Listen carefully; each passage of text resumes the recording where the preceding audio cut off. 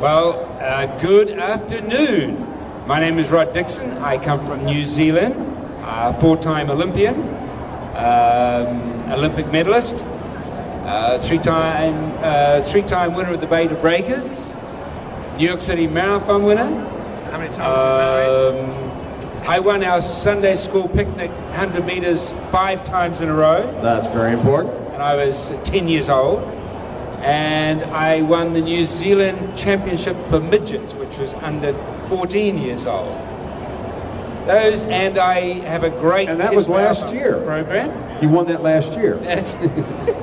I went back as defending champion, and I got another chocolate fish. And I have a kids running program in New Zealand that has over 100,000 kids in it, and I work with the competitor group, with the ING Kids Rock, and the Kids Rock program, and we had 1,500 kids run their final mile of their marathon this morning.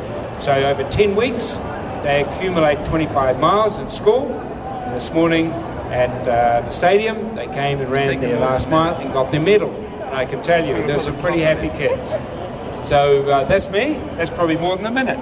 Well, and what Rod is never says, and he should say, and maybe you can't say it, is that Rod was a world-class athlete at virtually every distance. And he is unique, I think, in the history of running in that he was world-class from the mile, well, below the mile, even shorter. Well, 800 meters I ran, 1:47 for an 800 meters. We never did make that switch. Anjali, why don't you tell us about yourself, please? Well, good afternoon. My name is Anjali Forber-Pratt, and I'm a U.S. Paralympian in the sport of wheelchair racing. I am currently the world record holder in the 200 meters and ranked top 3 in the world in the 100 and 400 as well. I competed in Beijing in 2008 at the Paralympic Games and brought home 2 bronze medals in the 400 and the 4x100 relay. And right now I'm what they call a 2012 hopeful. So I am hoping to have the opportunity to represent my country again this summer at the London 2012 Games. Woo! That's nice. Good. That's very impressive. That is what a media trained person knows how to do. Sorry, Rod. I'm not trained because they can't train sheep herders. None of us are trained. That is the Zoom. Okay, Mr. Brooks, who is, I will tell them, half up. I mean, among other things, Ian is my colleague on the announcer's stand on many, many of these events. We call ourselves Bingham and Brooks. So the other half of Bingham and Brooks, and the guy who interviewed me earlier today, we had a grand time. Ian Brooks. Ian, tell us why you're here. Well, it's hard to follow Anjali here, isn't it? Ian Brooks, born in England, and I've been resident in New York for 22 years. It's hard to believe that umpteen years ago I was a school cross-country champion. You didn't know that, did you, Rob? No. But I got Achilles tendon issues, and I became a racewalk international for Great Britain. Oh my, it's another life, isn't it? Now I am with Bingham and Brooks as the start and finish line announcer, and my passion is high school track and field. If this microphone would only work. Have you got it working now, John? Yeah, it's working. And I'm the finish line announcer for the New York City Marathon. That's enough. Actually, Ian is the voice of the New York City Marathon. Big round of applause for all 3 of them. And you are, excuse me, who are you? I'm John Bingham. Oh, you're the Penguin. I've heard about you. Affectionately known as the Penguin, that's right. And I'm just walking back and forth across the front of the table to annoy the cameraman, just so everyone knows why I'm doing it. Oh, is the cameraman's on Rod or me or? No, it's not on any of us. This is a very, very special day. I can't believe that anybody here doesn't know that. But this morning, was the Olympic trials for the men's and women's marathon teams. And Thursday night, we were, at least Anjali and Rod and I, were together at P.F. Chang's, and we were talking about what might happen today and what they might be going through. But now it's there, and I was following along on Twitter, keeping track of it all. The truth is, though, you were the only one that got the women's field right. I think we kind of had the women's teams wrong. For those of you that don't know, I haven't heard, good afternoon. On the men's side, help me out with this, Meb Keflevsky, first place. Ryan Hall comes in second, and Abdimerman was in third. And Fitz, is that they call it Fitz? The Ritz. Dathan Ritzenheim was a close fourth. Close fourth. Missed qualifying for the Olympic team by 7 seconds in a marathon, which is awful. Actually 13 seconds. 13 seconds. And I should tell you that John, that Rod knows what it's like to be fourth. It's so close. Yeah. Well, you know, still 4th place in the Olympic trials. You know, any of those 3 athletes. We've got. Could you take 3 athletes in any way can't make it, the 4th place goes. Right. That's the first alternative. And on the women's side, we had the winner was Shalane Flanagan, who you predicted, and Rod and I did not predict. Second place was Desiree Davila, yes, playing for the Brooks Hansen team. Absolutely. And third place was Kara Goucher. Yes. Another great talent. Yeah. And the important thing particularly if you're from Arizona, is that the 2 graduates of Arizona State University that made the team. Abdi was a graduate right here in Arizona, as was Desiree. So, wow, that's quite an achievement, I would have said. It is indeed. And we wish them well in London in the summer. So, Rod, I'm going to let each of you then describe what you think happened on the day. I don't know if any of you have had a chance to follow it, but just let's start on the men's side. Briefly, Ryan Hall did what Ryan sometimes does, went out fast, went out early, sort of challenged them all to go with him. Tell us about that race today. We actually spoke the other night and yesterday, and we felt that the men would have to run sub 2:10, and the women would run about 2:25. So we were right in that. I think Ryan Hall in the men's race basically said, you're going to work for your places. I'm going to go out fast. And I think they were on like 2.6, 2.7 pace. They were on a 2.7 pace until about 30K. 2.7. So he's making it honest because he knows and we know that he was going to go to the Olympics. And he wants 2 teammates that can run with him, or really? Potentially. So he made sure that the people that joined him on that team were going to work hard. And he's got 2 great runners to support him. Meb Kafensky, silver medalist in 2004, New York City Marathon winner, and probably one of the smartest guys running in this country. And Abdi, who's he's 33, could very well be at a peak in his life. The Olympics could very well be that crowning moment for him to finish in the top 10. Ian, what happened on the women's side? Well, I think Desiree wanted to make it an honest pace, and so did Shalane. And Shalane wanted to win, I'm told. I've been speaking to colleagues who've been watching it and talking about it, and Desiree ran a great race. Cara was not far behind, and I have to say, this is the strongest women's team ever assembled by the USA going into the Olympic Games. Every one of those 3 women, Shalane, Desiree, and Cara, could win a medal in the summer. They won't win 3 medals, but they could pick up one of the medals. And I think that's a huge credit to the sport of distance running in the USA. It really is. And Cara and Shalane now work together, train together under Jerry Schumacher.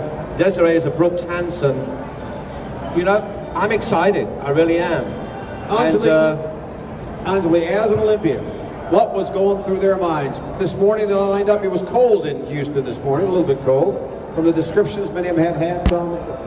What does an Olympian feel like just before that gun goes off? Just before that gun goes off, as a Paralympian myself, you know, I'm just sitting there and it's all about reaffirming your own confidence. And you're on that start line and it's about you and that finish line. Nothing else really matters. The whole rest of your competitors and what they're doing, you can't let yourself be worried about, oh, well, did they get a good night's sleep? Are they coming out after me or something like that? Because that just, it opens yourself up to falling for, those distractions. So it's just about focusing in you and that finish line and going after it.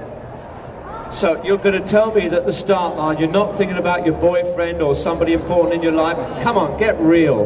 Nope, just me and that finish line. Well, I'm sure Rod Dixon didn't have the same affliction, I'm telling you, from New Zealand. I'm going to ask this question differently of Rod and then Anjali, and I will phrase it for you differently when it comes to you. Who's questioning themselves tonight?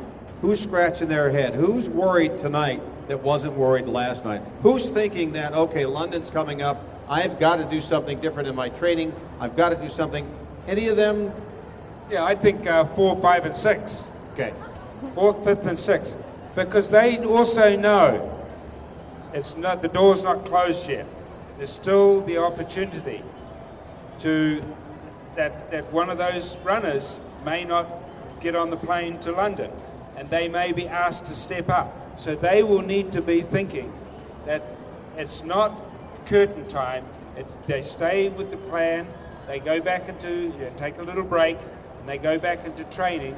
And it might very well be that even if they don't go to the Olympics, they may come out and run a great fall marathon.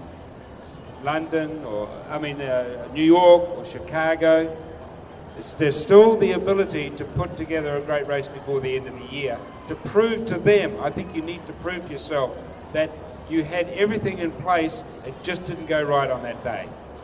Anjali, the times that you've qualified and gone on to the Olympics, as an Olympic qualifier, are you still questioning the trials part of it? Are you replaying some of those things, or are you just thinking ahead, this is what I've got to do when I get to the games?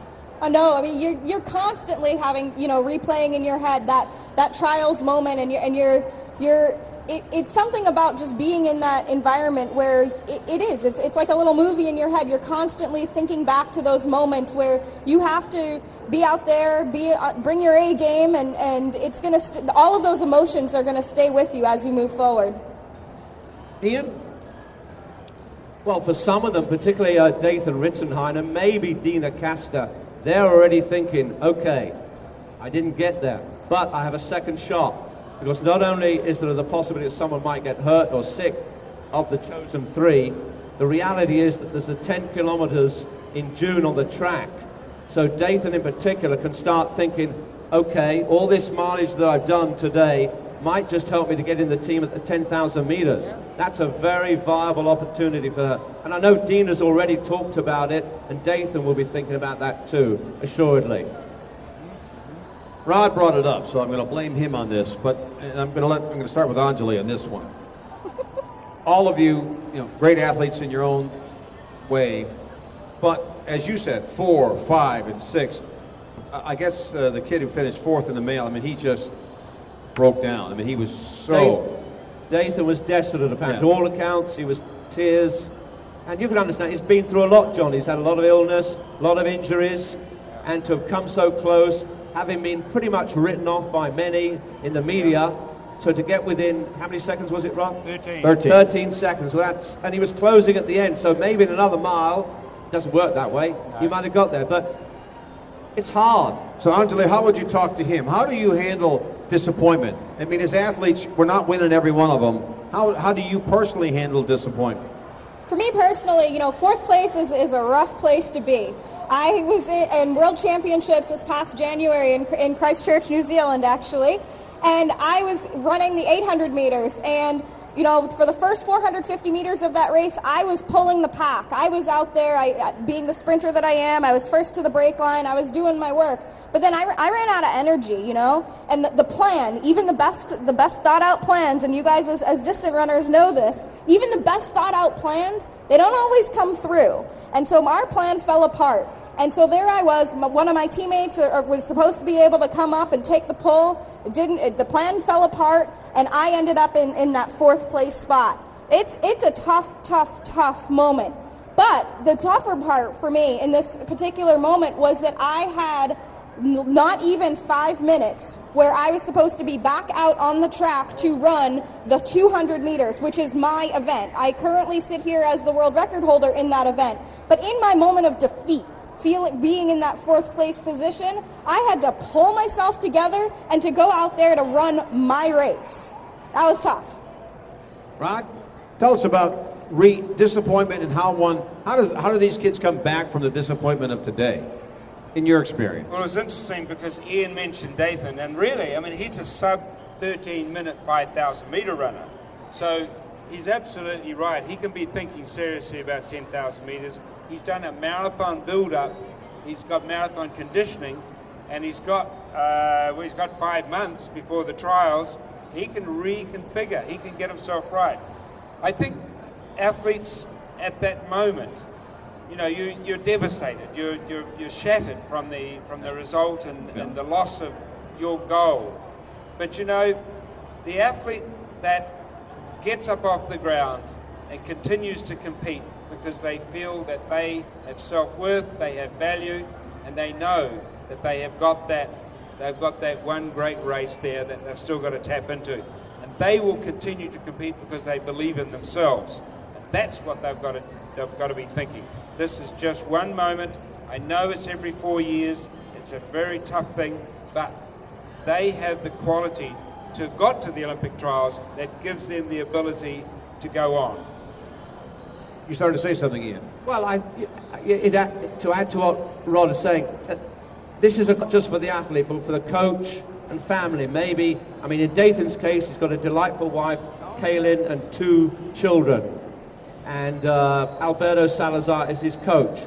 So their job will be to raise him and not allow him to get enveloped in this semi-depression, because athletes do suffer from depression, frankly, when they have a bad race. So their job and their responsibility is to nurture him back into thinking positively. He might be bad for a few days, maybe a couple of weeks, but after that he'll come through. And I think it takes a team now. For athletes, you'll find there's always a support group somewhere. There's a parent, a loved one, and you need that support group in today's world. I'm going to change the pace a little bit here and start with Rod. Most of you know I was a professional musician. And as a musician, there are still performances that are ringing in my head years and years later. In a quiet moment, I can hear the Berlioz Requiem and being a part of it. I know what that felt like. Would you talk about, you're there, it's a quiet night, the sheep are baying or whatever the sheep do. Is there a moment in your racing career that you go back to and you think, wow, that's the gem. That's the gem that I'm going to remember forever. And then I'm going to ask Anjali the same. I think I'm very fortunate that I had a number of those moments, and I was very privileged and thrilled to have had them. You know, and for those of you who's running tomorrow, okay, are we kind of touching on some of your thoughts, perhaps, some of what you go through? I mean, we all go through it. I believe we do. And we, in a way, we all have disappointment from our performances. And how do we keep going? And why do we keep going? And, you know, really, we're human. And I think a lot of the elite runners are put up a little bit too high. We're still human, and we still have feelings, and we still have emotions. And I think what we do understand through this amazing process that we go through, that we learn so much from our victories and our defeats. I think, talking about 1972, I mean, I was ranked in the world 42nd in the world and came through to get the bronze medal, 3rd in the world. Now that was that was just an amazing series of races and finishes to get me into that. Now New York 1983, I trained for 6 months, focused for 6 months on that event. And I knew that when I was on the start line, I had done everything that I could do, and I was prepared to live with the consequences of if I didn't make it. And I knew. Now, I didn't think that I was going to leave it to the last 385 yards to catch the leader. But that moment of crossing the finish line, and those of you that remember the picture of me kissing the ground and then standing up, and Jeff Smith, the second place, collapsing at the finish line. That was a moment that I savoured, the most important moment of my life, that I had overcome everything to win the race that meant so much to me and to my career. Fantastic. Anjali, you're young. I'm sure you'll have other moments, but at this stage of your career, when you either need motivation or you need something, is there a race, is there an event that you just let yourself go back and relive and think, oh yeah, I like that? Absolutely. Like Rod, I've actually had several of these moments, but the one that's coming to my mind right now, as I said earlier, I'm a sprinter.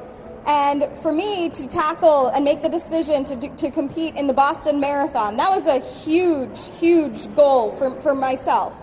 Like many of you in this room, I mean, you might have a particular time goal, or it might just be to finish that race. Well, as a sprinter, I thought of the Boston Marathon as just 400, 2,200-meter sprints. No big deal.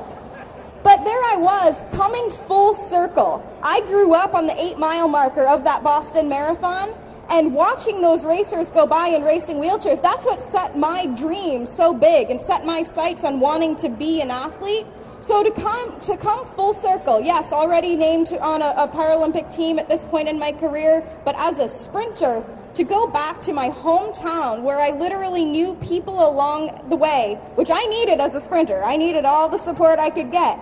But to come across the finish line at the Boston Marathon, finishing 4th place for the women, it was just truly an incredible experience for me. Ask it a little bit differently to you, Ian, because you've been the announcer for the New York City Marathon for many, many years, and the voice of the New York City Marathon. You've seen many unbelievable performances, I'm sure. But is there a performance, particularly in the New York City Marathon or anywhere else that you can think of, that when you're sitting there quietly with a gin and tonic, you remember that one as being especially something to savor, that you've observed?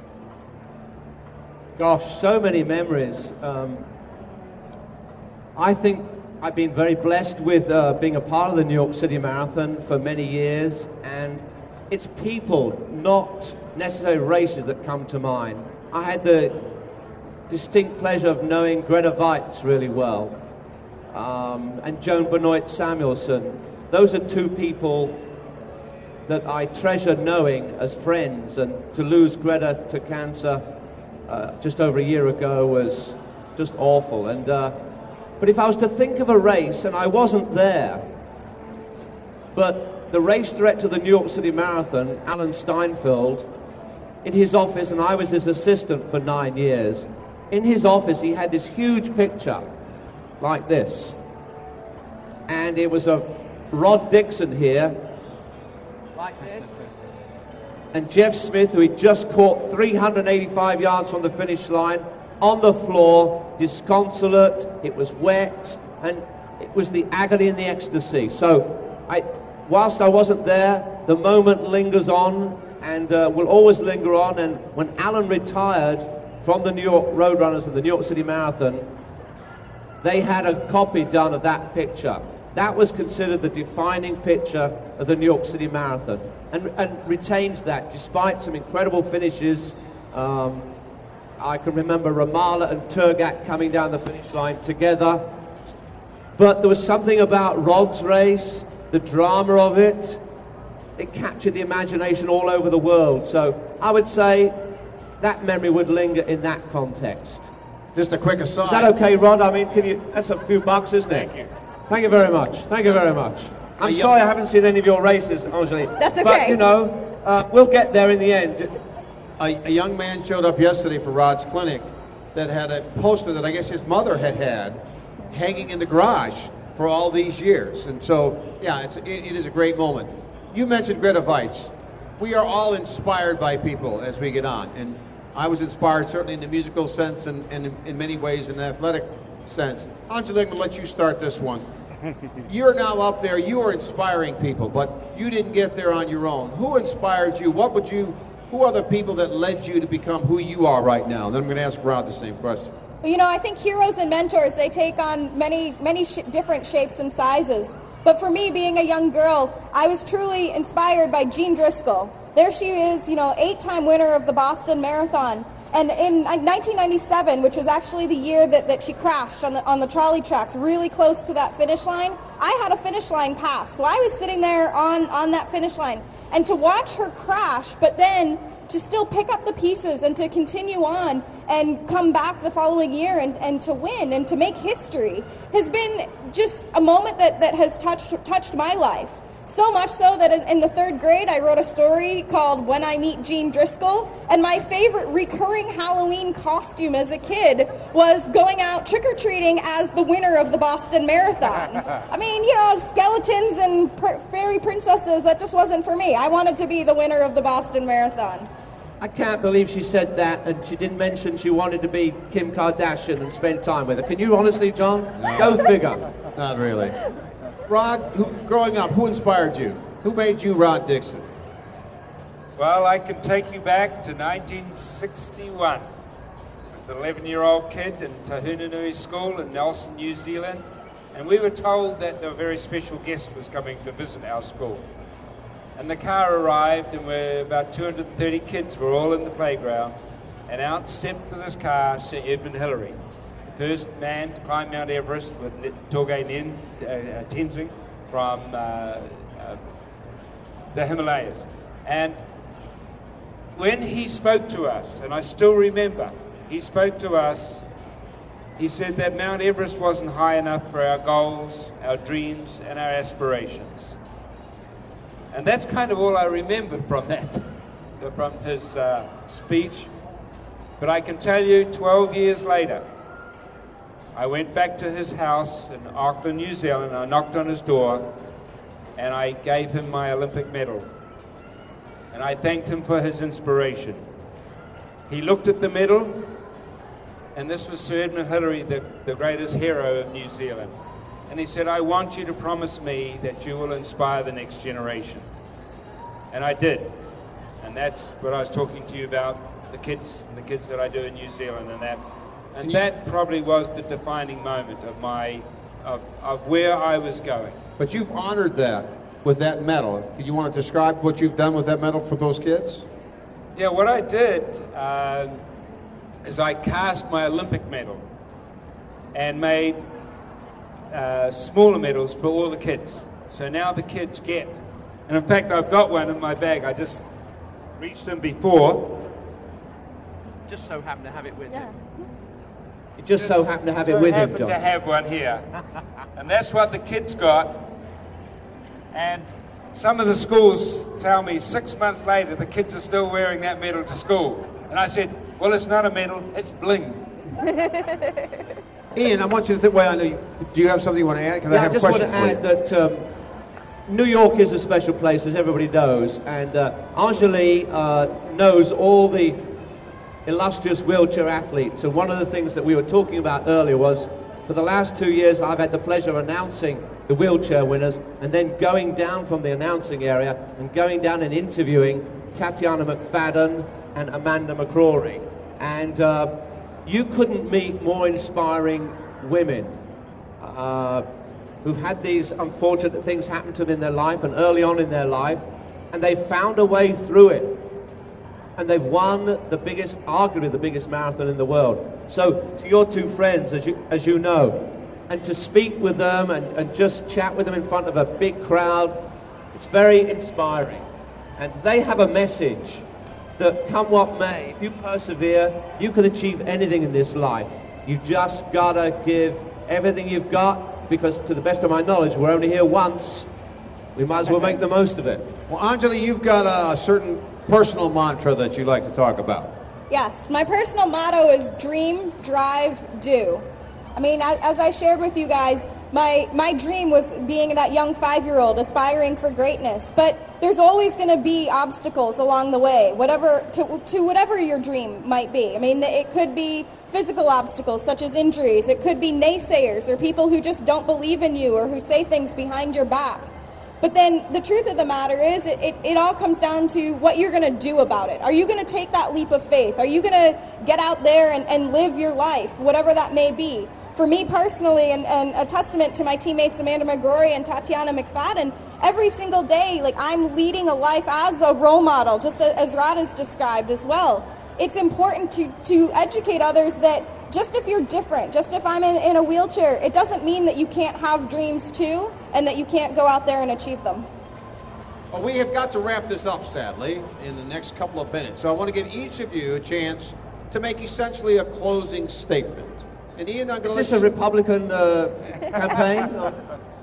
Ian, with that accent, you should not be making any observations about the United States well, you political can't take system. life seriously. Goodness. What do you want me to say? What do you want me to talk about? I just want, if you have a closing statement, something you want to share with these folks about tomorrow, about the race weekend, about running in general, about life in general, just in about a minute, how would you like to close it off? And then I'm going to get Anjali to do the same, and then we'll give Rod Dixon the last word. Well, I think that one thing I would certainly say to each and every one of us, it's an absolute pleasure for myself, and I know Anjali and Rod, to be a part of this competitor group organization. We love doing what we're doing. We love imparting our knowledge to each and every one of you. Maybe you think we're crazy, and that's fine. But we all have something to give in this life, and I think running affords you the opportunity to meet people from all walks of life, from all over the world, and you can share your memories. 60% of the women, 60% of the competitors in the half marathon are women this weekend. Women have taken over the sport. Guys, all that's left for you is to go fishing. Just remember that. But seriously, you've got to enjoy life. We're only here, enjoy it, give everything you've got. And for words of wisdom, let's go to Anjali.